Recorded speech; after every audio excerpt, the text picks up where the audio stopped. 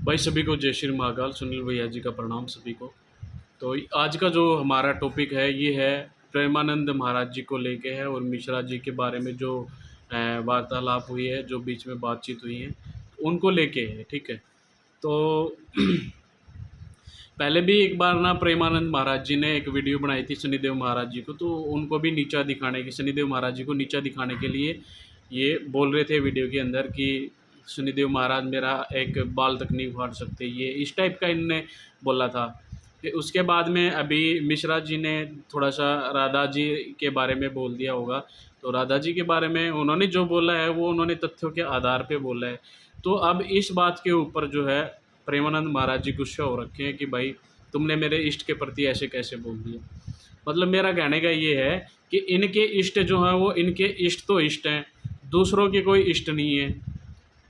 और दूसरा फिर इनके फिर मिश्रा जी को ये बोलते हैं कि हम ऐसे कर देंगे, वो कर देंगे, हमारी राधा रानी ऐसे कर देगी, माफ़ी मांग जाके बरसाना के अंदर, वृंदावन के अंदर जो भी है, तो वहाँ जाके माफ़ी मांग, नहीं तो ये हो जाएगा, तेरा विनाश हो जाएगा, कहीं का नहीं रहेगा। इस टाइप की इनकी जो है लैंग्वेज है, बॉडी लैंग्वेज है।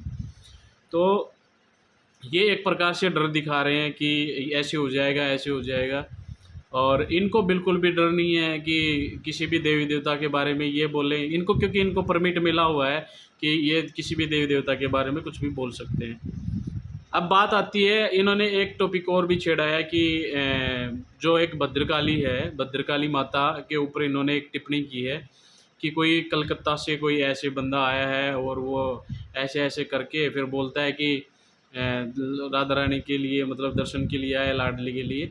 तो वो पता नहीं कुछ ऐसा ही कि ऐसे नष्ट हो जाएगा ये। तो उन्होंने बोला कि भद्रकाली की जो औकात है ना, भद्रकाली की औकात मतलब उनके दरबार में जो भी है झाड़ू मारने की भी औकात नहीं है। और दूसरा फिर बोलते हैं कि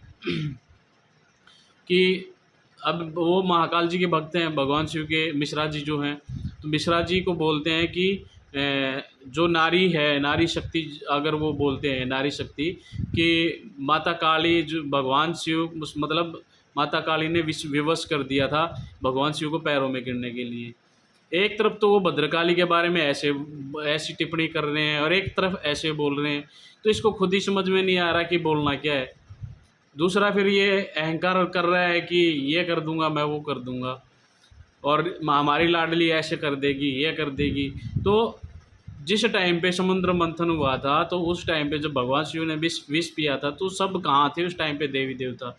उस टाइम पे कोई भी देवी देवता नहीं आया। उस टाइम पे तो भगवान शिव ने विष ग्रहण किया था। तो वो इतने बड़े बड़े शक्तिशाली कहाँ छिपे बैठे थे? उस टाइम पे नहीं आया कुछ भी। और दूसरा प्रेमानंद जी महाराज कहते हैं कि ऐसे विनाश हो जाएगा।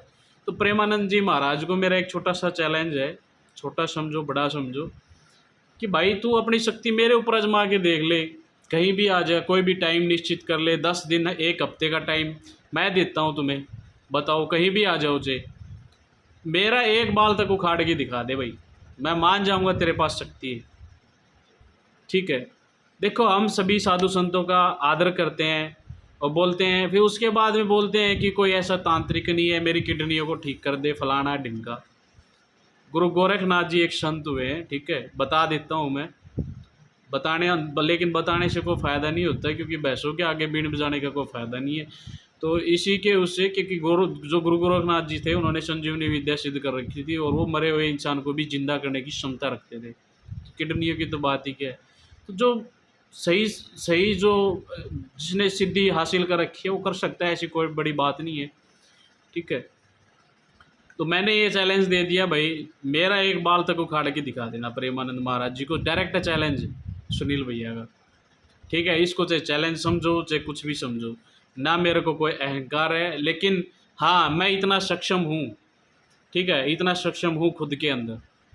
इसी के साथ में जय श्री महाकाल भाई। क्या पता ये मेरे अंतिम शब्द हो, क्या पता मुझे वीडियो के बाद में कोई श्राप मिल जाए, क्या पता क्या होगा। ठीक है।